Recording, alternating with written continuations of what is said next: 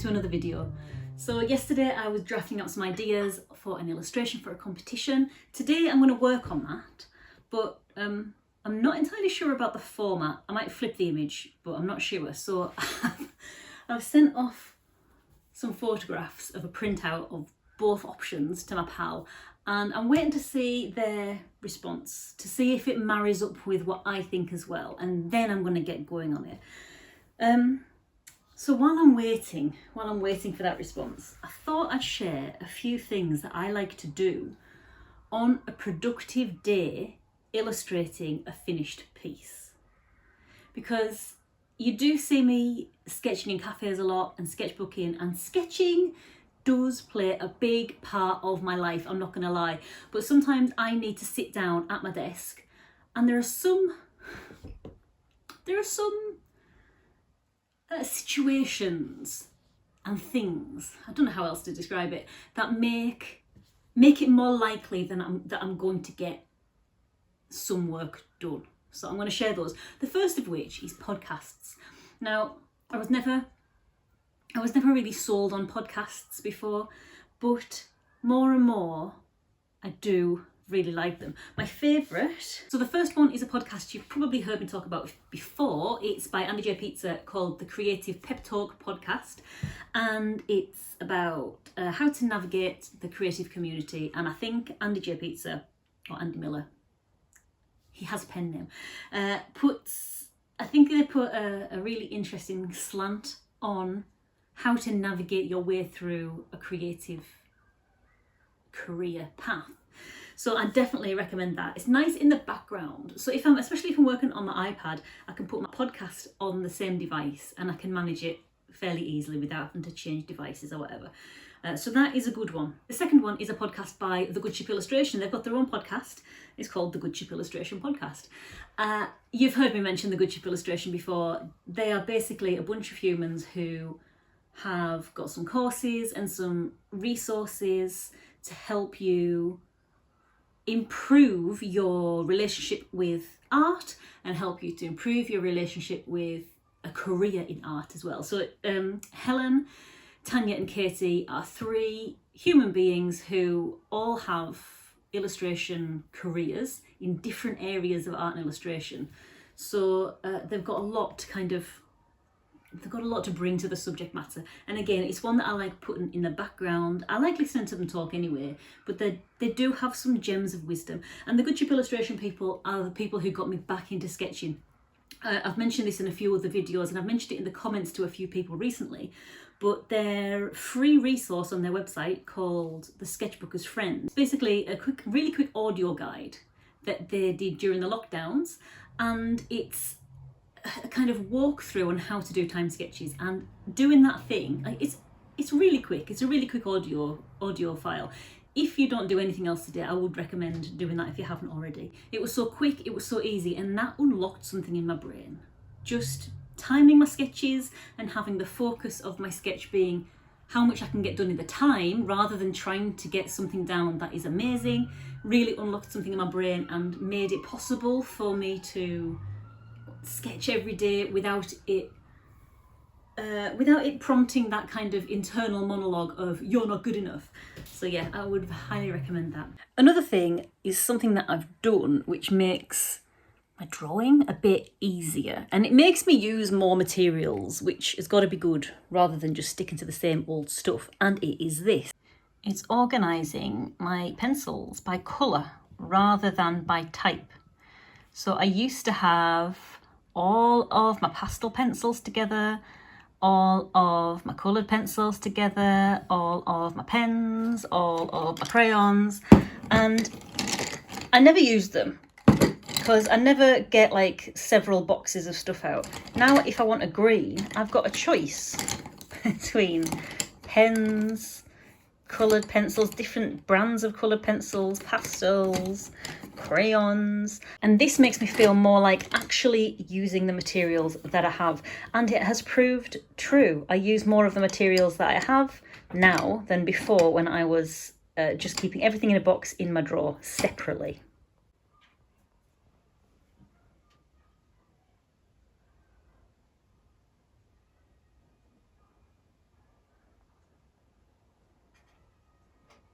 Are you mischief making?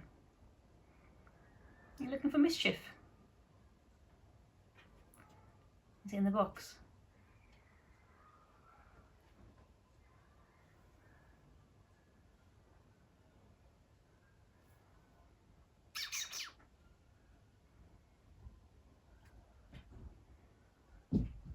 And if you haven't noticed already, I keep it on this spinning Lazy Susan. It's just something that I got from IKEA. You might be able to pick them up in a thrift store, and it makes everything so super easy to access. Obviously, this doesn't affect you if you work only digitally, but it's just, I don't know, it makes me so happy. Thirdly, get yourself a to-do list. This is one that's actually available on my Patreon, and it's available to all £1 patrons and above. You don't need to sign up to my Patreon if you don't want to. Make your own list. But a to-do list, get yourself one and tick things off when you do them. It feels so good. So another thing that I do is time my work in. If I have all day to do a job, I won't do it. It's just me. You might be different, but I'll wait until the very last minute to do all of the things. So I heard about a thing called, I think it's called the Pomodoro method. I don't know. I don't really go into like named fads and stuff like that. But someone mentioned it to me. I think it was Katie Chappell from the Good Ship Illustration, and she does it.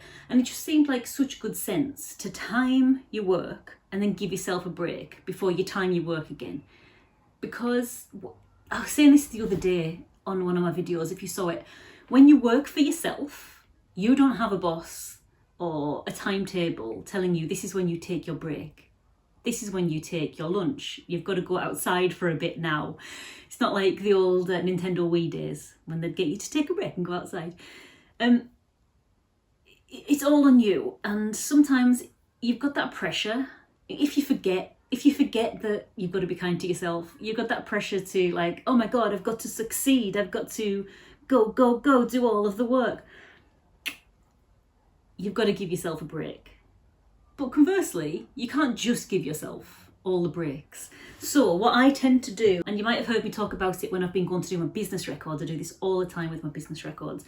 I set a timer for 45 minutes. I don't have one of those special little visual timers that it's unnecessary. I've got a timer on my iPad. So I've got a timer for 45 minutes. When that timer goes off, when the alarm goes off and the 45 minutes is done, I take a break of 15 minutes at least. It's sometimes more. But having that time and think, well, I've only got 45 minutes to do this job. Let's just see what I can get done in that time. And if it's not worth anything, at least I've tried, and I'll try something else afterwards. I don't know, it's like with time sketching. It unlocks something in my brain that makes me actually get started. And that's the biggest thing for me. I don't know if that's the thing for you. But for me, the problem is actually getting started on something. And if you find that you struggle with that as well, I would recommend timing your stuff. You don't even have to do 45 minutes. You can do whatever you want. You can do a block of 20 minutes and then a 5-minute break or whatever. Make it work for you. Make it work for your little lifestyle, whatever.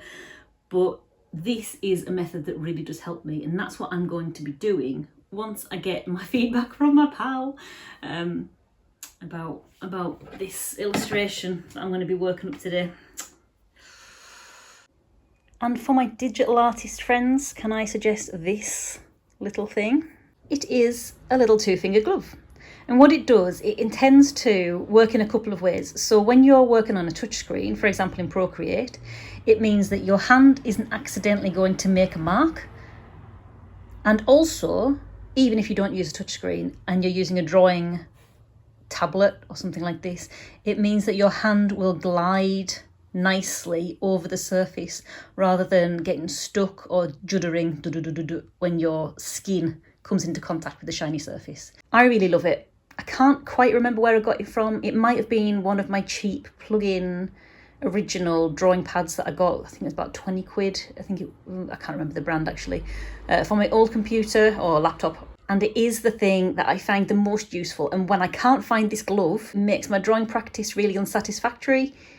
It just makes things so much better. So if you can, get yourself one.